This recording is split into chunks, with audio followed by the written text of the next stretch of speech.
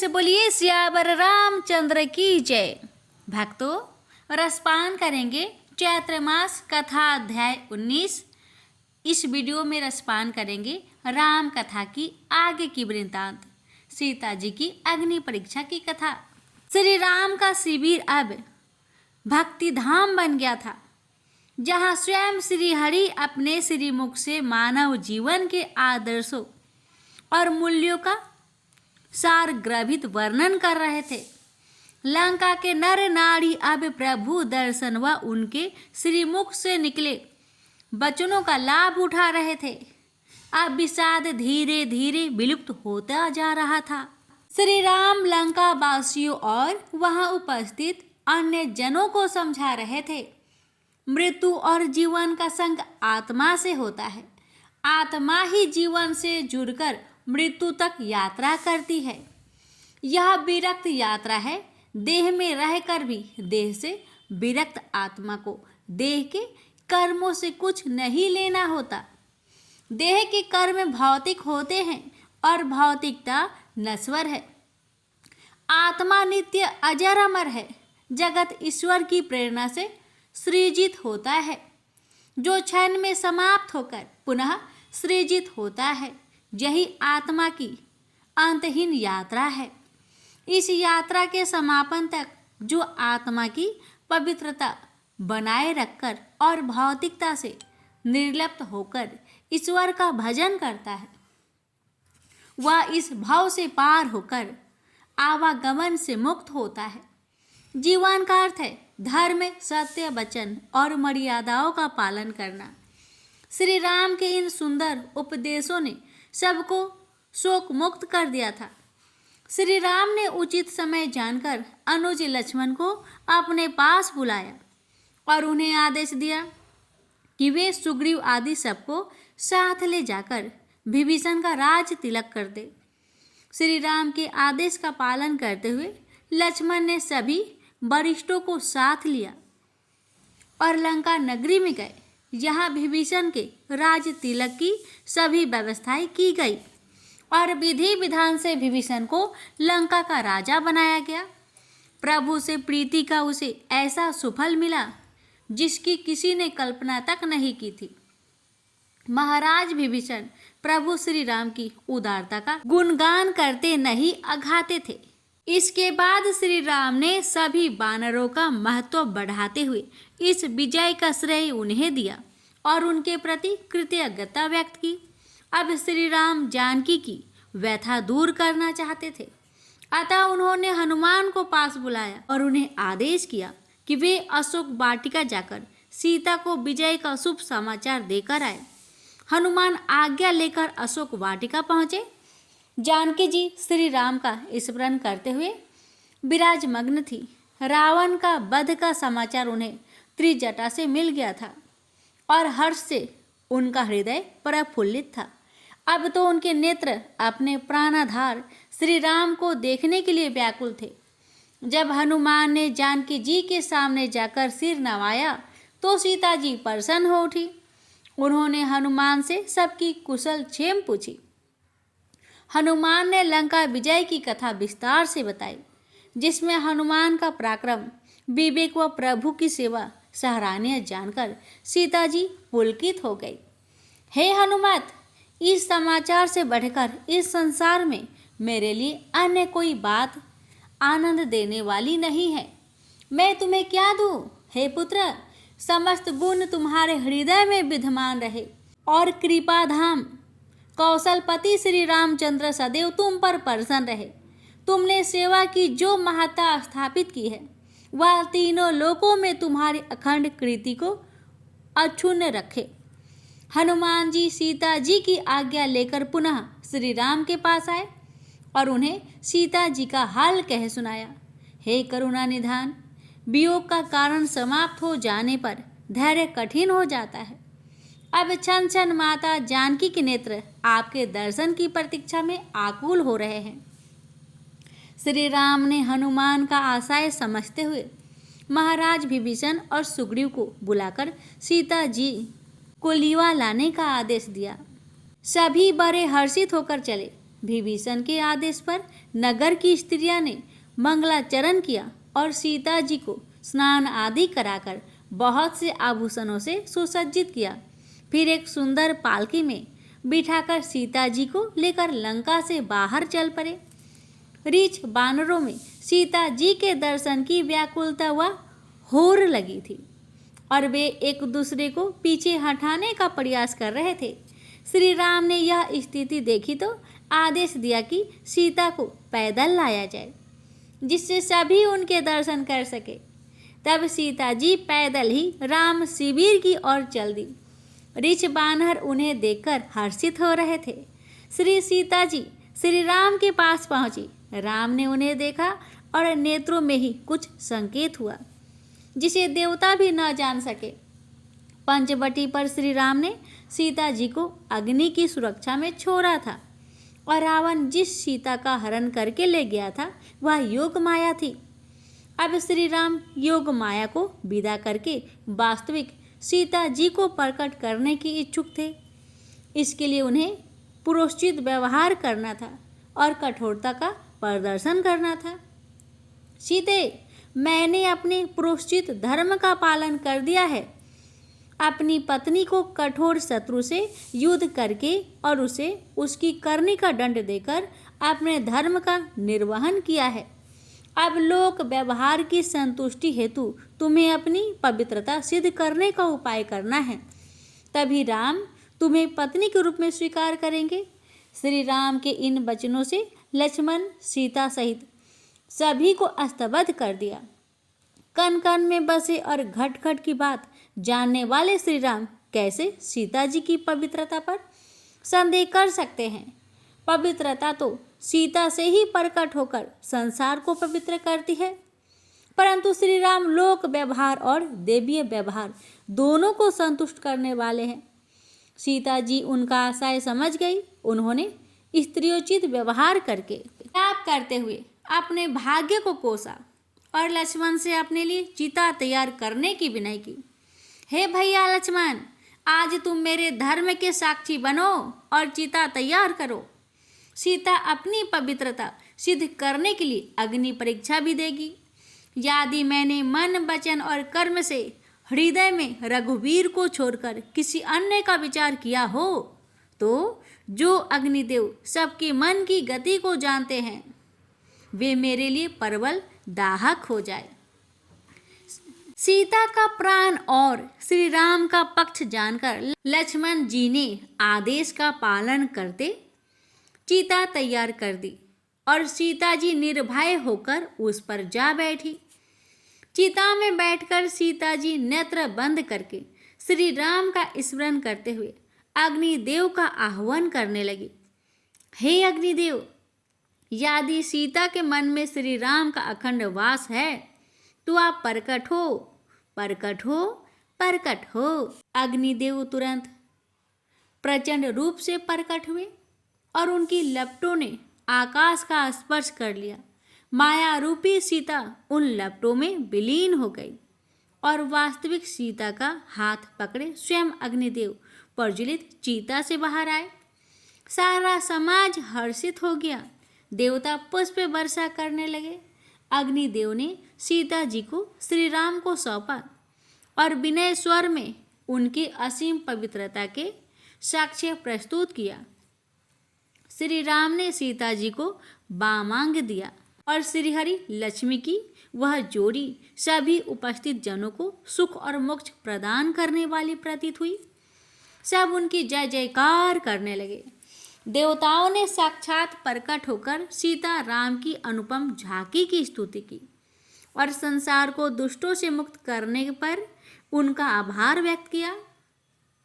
देवराज इंद्र ने प्रभु के चरण कमलों में शीश झुकाकर उनके अखंड प्रताप का गुणगान किया।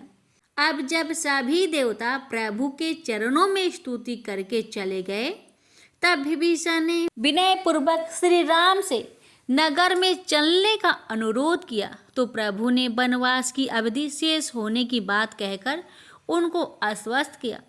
अब श्री राम के हृदय में प्रिय भरत से मिलने की इच्छा प्रबल हो रही थी। उन्होंने विभीषण को अखंड राज्य का आशीष देकर उनसे अपने हृदय की इच्छा प्रकट की। विभीषण प्रभु के भरत स्नेह को समझते थे और उनके हृदय में ही भरत के दर्शन की इच्छा प्रबल हो रही थी। उन्होंने श्री राम से विनय की, हे नाथ, परम पुण्यवान भरत जी के दर्शन करके मैं भी आनंद प्राप्त करने का अभिलाषी हूँ। श्री राम बड़े अनुरागी हैं, अपने कृपा पात्र की प्रत्यक्ष इच्छा पूरी करते हैं। उन्होंने तुरंत आज्ञा दे दी। विभीषण बहुत पुलकित हुए, मानो निधि वन प्राप्त कर ली हो। उन्होंने नगर में जाकर पुष्पक विमान सजाया और उसमें अनेक बहुमूल्य रत्नों को उपहार स्वरूप रखा। श्री राम ने हंसकर उनकी भेंटों को स्वीकार किया, फिर चलने को तैयार होने लगे। वानर दल उदास था। प्रभु से विलग होने का दुख उन्हें सता रहा था। प्रभु ने उनकी दशा समझकर सबको प्रेम से समझाया, हे सखाओ, तुम्हारा अत्यंत उपकार हुआ जो मैंने तुम्हारे सहयोग से असंभव को संभव किया। अब तुम सब मेरे उपदेश एवं आदर्शों को जन जन तक पहुंचाकर जन कल्याण करो। धर्म, सत्य और आदर्शों का प्रतिपादन करने के लिए सतमार्ग ही सबसे सुखद मार्ग है। अपने सुख व अपनी इच्छाओं की पूर्ति जीव का ध्येय नहीं होना चाहिए। जो जीव कल्याण को समर्पित हुआ वह परम गति को प्राप्त हो गया। श्री राम के इन सारग्रभित वचनों ने वानर दल में हर्ष उत्पन्न कर दिया और सभी ने आनंद पूर्वक प्रभु निर्देश का पालन करने हेतु सतमार्ग पर चलने का निश्चय किया। वे श्री राम के चरणों में शीश नवाकर अपने अपने क्षेत्र में चले गए। वानर राज सुग्रीव, ऋषराज जामवंत, नल नील, अंगद यदि यूथपति कुछ समय और प्रभु के सानिध्य में समय व्यतीत करना चाहते थे, परंतु मुख से कुछ नहीं बोलते थे। सजल नेत्रों से वे प्रभु श्री राम के चरणों को देखे जा रहे थे। श्री राम बड़े भक्त वत्सल है और भक्त के हृदय की बात समझते हैं। उन्होंने सबको साथ चलने की अनुमति दे दी। सब बड़े हर्ष से विमान में चढ़ गए। पुष्पक विमान अद्भुत था। वह जादू की भांति घटता और बढ़ता था। सभी को उसमें स्थान मिल गया। विमान में एक सिंहासन था जिस पर श्री राम और जानकी जी शोभ्यमान थे। लक्ष्मण और हनुमान सामने खड़े थे। शेष सभी उनकी छवि को निहारते हुए यथास्थान खड़े थे। विमान आकाश में आ गया। नीचे लंकावासी प्रभु को विदा दे रहे थे। तब श्री राम ने लक्ष्मण को आदेश दिया कि वे विमान में जो मणि मणिक आदि है सबको नगर के ऊपर छोड़ दे। लक्ष्मण ने आदेश का पालन किया। प्रभु ने जाते जाते लंका वासियों को उपकृत कर दिया। पुष्पक विमान अब उत्तर दिशा की ओर जा रहा था। श्री राम सीता जी को वह हर स्थान संकेत से दिखा रहे थे जहाँ वे रहे थे। सीता वह रणभूमि है, वह सुबेल पर्वत है, वह परम पवित्र रामेश्वर है जहाँ मोक्षदायक भगवान शिव स्थापित है। जनकनंदिनी यह वह ऋषिमुख पर्वत है जहाँ हमने बहुत समय व्यतीत किया। श्री राम जब दंडक वन में आ गए तो सभी उन मुनियों के आश्रम में गए जिनसे जाते समय मिले थे। सभी आश्रमों तीर्थों के दर्शन करके प्रभु श्री राम का विमान अयोध्या की सीमा में प्रवेश कर गया। श्री राम ने भाव विभोर होकर जन्मभूमि को प्रणाम करके उसकी रज मस्तक पर धारण की। चित्रकूट पर आकर परम पावनी गंगा के तट पर वे सभी आश्रमों में गए और ऋषि मुनियों से आशीर्वाद लिया। यहाँ वे त्रिवेणी में स्नान करके तीर्थराज की स्तुति करके हर्षित हुए। इसके बाद श्री राम ने हनुमान जी को समझाकर कहा, हनुमंत, ब्राह्मण का भेष बनाकर अयोध्या जाओ और भरत जी को हमारी कुशल सुनाकर उनकी कुशल क्षेम लेकर चले आओ। हनुमान चल दिए। निषादराज गुहा को प्रभु के आने का समाचार मिल गया था। वह परिवार सहित प्रेम विहल होकर कृपा धाम श्री राम के चरणों में आ गया। प्रभु ने अपने मित्र को हृदय से लगाकर अखंड भक्ति का आशीर्वाद दिया। अयोध्या नगरी में आज आशामय प्रातः हुई थी। भगवान श्री राम के वनवास की अवधि में एक दिन ही शेष रह गया था। पूर्ववासी पिछले 14 वर्षों से घड़ी, मुहूर्त और दिवस गिन गिन कर श्री राम के आने की प्रतीक्षा कर रहे थे। प्रतीक्षा भी बड़ी विचित्र अनुभूति होती है। प्रतीक्षा जब लंबी होती है तो क्षण प्रतिक्षण पीड़ित करती है, परंतु इस पीड़ा में समापन की आशा का विचित्र सा रोमांच होता है। जो जो घड़ी समीप आती जाती थी, दृष्टि उस पथ पर ठहर जाती थी जिससे प्रिय को आना था। सारे पूर्ववासी श्री राम की प्रतीक्षा कर रहे थे। ब्राह्मण भेष में हनुमान नंदी ग्राम में आ गए थे, जहां भरत जी प्रभु श्री राम की प्रतीक्षा में विकल हो रहे थे। उनकी दाहिनी भुजा बार बार फरक रही थी, जो एक शुभ शकुन था। भरत जी सोच रहे थे कि उनके प्राणों के आधार श्री राम के आने की अवधि में एक दिन का समय शेष रह गया है। फिर क्या कारण है कि प्रभु अभी तक नहीं आए? नेत्र सभी मार्गों पर बार बार भटकते थे। हनुमान तनिक दूर से उनकी इस दशा को देखकर पुलकित हो रहे थे। श्री राम के ऐसे परम स्नेही के दर्शन भी बड़े भाग्यशाली को प्राप्त होते हैं। ब्राह्मण वेशी हनुमान भरत जी के पास आए, राम राम जपते कुश के आसन पर बैठे। भरत अपनी सुध बुध भूल बैठे थे। हनुमान ने उन तपोनिष्ठ भरत को प्रणाम किया तो भरत ने नेत्र खोले। सामने ब्राह्मण को देखकर उन्होंने सिर नवाकर प्रणाम किया। सुभागे, तुम्हारा दर्शन समस्त पापों को दूर करने वाला है। राम स्नेह को मेरा बारंबार प्रणाम है। हे रामनुज, जिनके विरह में आप दिन रात व्याकुल रहते हैं, वे प्रभु श्री रामचंद्र रण में शत्रु को जीतकर संत जनों को सुखी कर माता जानकी व लक्ष्मण जी सहित सकुशल लौटकर अयोध्या आ रहे हैं। हनुमान द्वारा यह सुखद समाचार पाकर भरत के कानों में जैसे अमृत घुल गया। वे बार बार पुलकित होने लगे और उनके चरणों में सिर रखकर उनका आभार व्यक्त करने लगे। हे तात, जैसे जल से बाहर परी मीन को कोई पुनः जल में डाल दे, उसी प्रकार आपने मुझ वियोगी को प्रभु श्री राम के आगमन का समाचार देकर सुख दिया है। हे मुनि, मुझे अपना परिचय दे। हनुमान ने अपना वास्तविक रूप प्रकट किया तो भरत जी प्रसन्नता से किलकारी मारकर उनके हृदय से लग गए। उनके हृदय में जैसे हर्ष समाता नहीं। भरत प्रभु के प्रेम में प्रीतिचित थे और हनुमान से मिलकर जैसे आनंद मगन हो गए। वे बार बार उनसे लिपटते और खुशी के आवेगों को आश्रु रूप में बाहर निकाल रहे थे। हनुमान ने उन्हें यह शुभ समाचार देकर जैसे प्राण दान दिया था। हे महावीर, तुम्हें मैं क्या दूं? तुम्हें तो देने योग्य कोई पदार्थ भी इस जगत में नहीं है। हे तात, मैं कभी भी तुमसे ऋणी नहीं हो सकता। भरत जी की विहलता हनुमान को हर्षित कर रही थी। कुछ घड़ी पश्चात हनुमान ने उनसे विदा ली। शीघ्र ही प्रभु से मिलन होगा, इस आशा में भरत जी ने उन्हें विदा किया। तत्पश्चात हर्षित भरत नंगे पांव गुरु वशिष्ठ के आश्रम में आए और उन्हें वह शुभ समाचार दिया।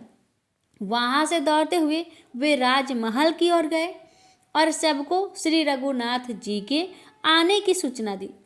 उनके मुंह से शब्द नहीं निकलते। पूर्ववासियों में आनंद की लहर दौड़ गई।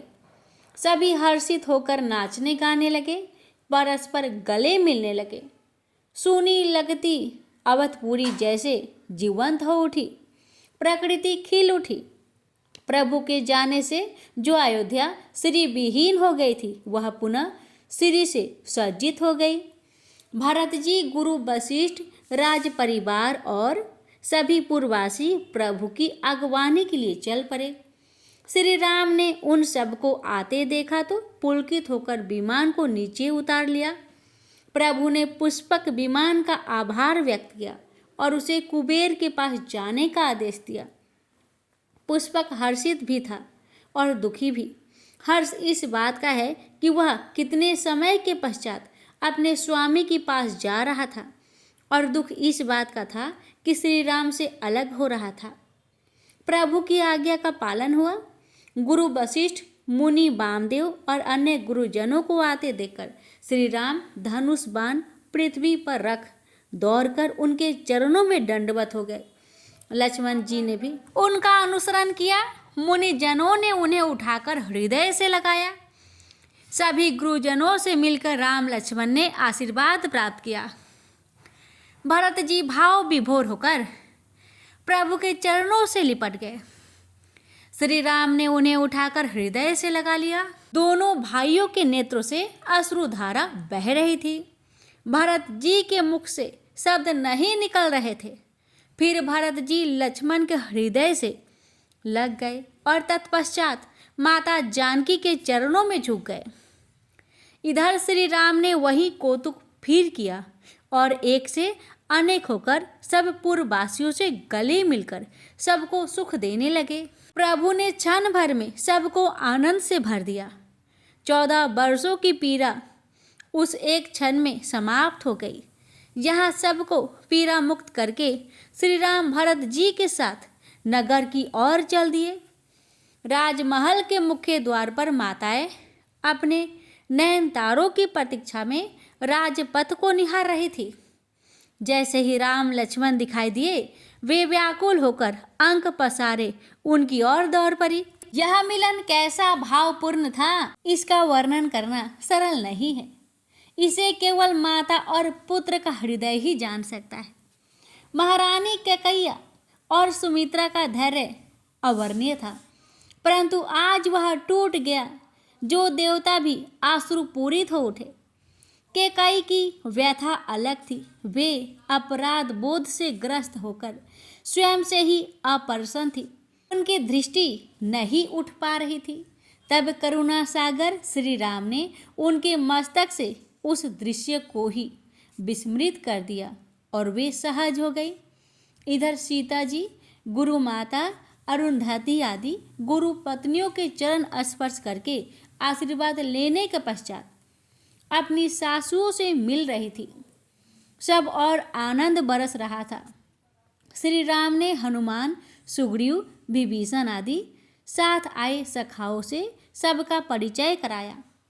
प्रभु यह कहना नहीं भूले कि इन्हीं सब लोगों का बल प्रताप था जो रावण जैसा विकट शत्रु रण में जीता जा सका। सुग्रीवादी प्रभु के इस वचन पर पुलकित हो गए। सबने गुरुजनों, माताओं को सिर झुकाकर प्रणाम किया। श्री राम का अयोध्या लौट आना दीपोत्सव से मनाया गया। वह वशिष्ठ जी ने सुझाया तो भरत जी ने हर्षित होकर नगर भर में यह आदेश प्रसारित कर दिया और लोग उस दीप उत्सव को भव्य बनाने में जुट गए। बंधन बार, पताकाएं, स्वर्ण कलश, रंगोलियां, भित्ति चित्रों से अयोध्या नगरी अमरावती से भी भव्य और सुंदर हो गई। पथों और राजपथों के किनारों की जो फुलवाड़ियाँ पिछले 14 वर्षों तक पुष्प विहीन थी, वे प्रकृति की प्रसन्नता के चलते फूलों से लद गई। आम्र वृक्षों पर कलरव गुजने लगे। घर घर में मंगलगान होने लगे। देवता भी आज अयोध्या की शोभा देखकर स्वयं को रोक नहीं पाए और ब्राह्मणों को भेष में नगर में आ पधारे।